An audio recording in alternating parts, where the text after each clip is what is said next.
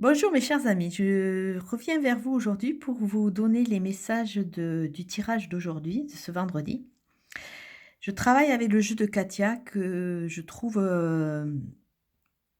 très subtil, dans le sens aussi que je trouve qu'il rentre vraiment en résonance avec des parties intimes de nous. Il nous aide vraiment à aller à la recherche, à puiser. Moi, je trouve que c'est un bon indicateur au niveau du développement personnel. Au niveau de la coupe, nous avons la carte 69 et la carte 47. La carte 69 nous parle d'une personne aisée, nous parle d'une sorte de stature qui est bien ancrée. Alors ça peut être cette personne aisée, votre devenir, c'est-à-dire que votre projet, vos envies, ça serait de vous structurer, d'acheter ou de vous enrichir, puisqu'on parle d'enrichissement. Ou alors ça peut parler d'une personne autour de vous. Avec la carte 47, on voit qu'il faut tourner le dos au passé, qu'il faut tourner le dos à certains schémas du passé, à certaines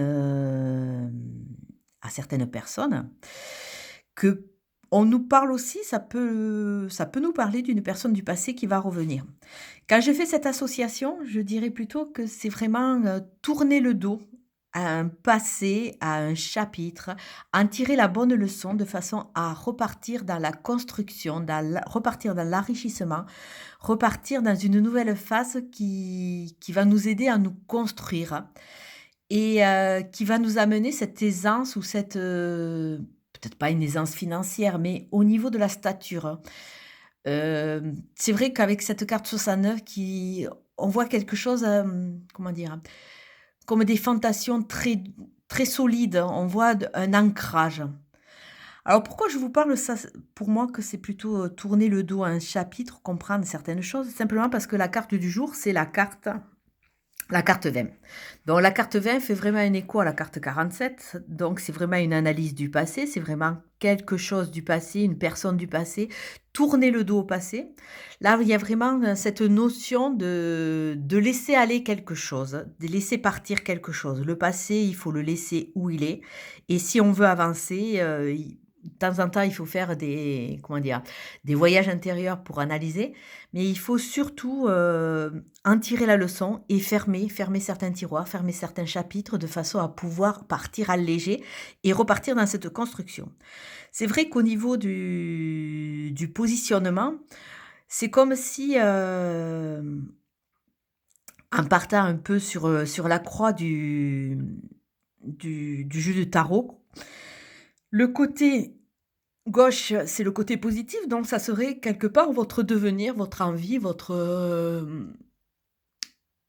comment dire? Votre nouveau projet, ce projet de stature, ce projet d'accomplissement, ce projet d'enrichissement, voire ce projet d'achat ou simplement la rencontre d'une personne aisée qui va vous aider dans votre cheminement. Le côté droit serait plutôt ce qui pêche pour le moment, c'est-à-dire c'est ou une personne du passé ou votre positionnement ou un manque d'analyse. Il y a un passé là qu'il faut, laisser de côté, il faut vraiment tourner le dos. Alors pourquoi je vous dis ça?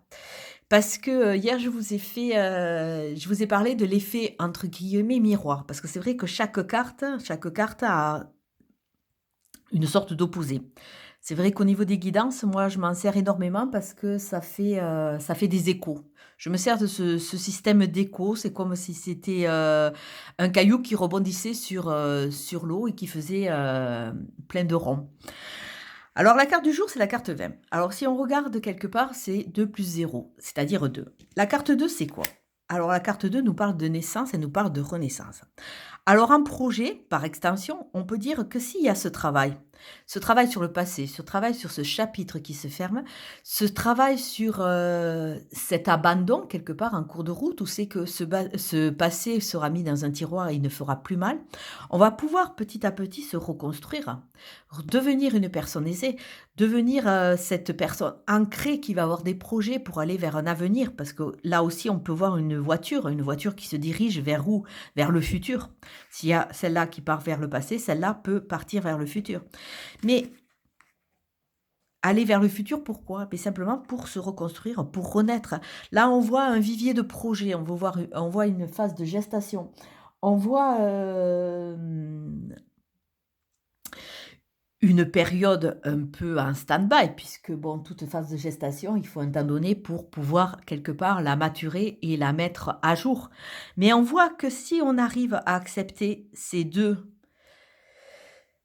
cycles de passé qui sont passés et qu'on va laisser de côté, ces deux phases où c'est qu'on va tourner le dos à ces choses négatives qui nous auront appris une leçon, qui nous auront appris à grandir, on va pouvoir petit à petit rentrer dans cette phase de construction avec ces nouveaux projets à venir et ces nouvelles années en vie. Alors je vais vous souhaiter une très, très belle journée. Je ne sais pas si ce message vous a plu, mais c'est vrai que je m'aperçois que même en changeant de jeu, les messages sont toujours dans cette phase d'avancée, de développement. Alors pourquoi je reste au niveau de tout ce qui est plutôt, comment dire? Qui est pas entièrement dans le prédictif, mais qui est vraiment dans le côté message, tout simplement parce qu'on est en phase de confinement. Donc, en confinement, on est un peu en stand-by et c'est vrai que,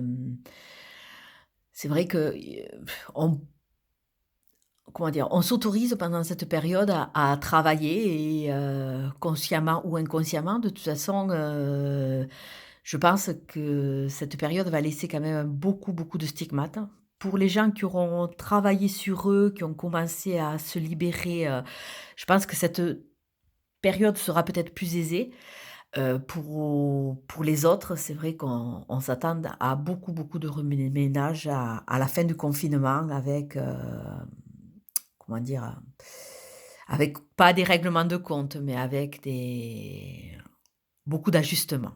On va rester, dans cette note un peu, un peu évanescente, on va dire.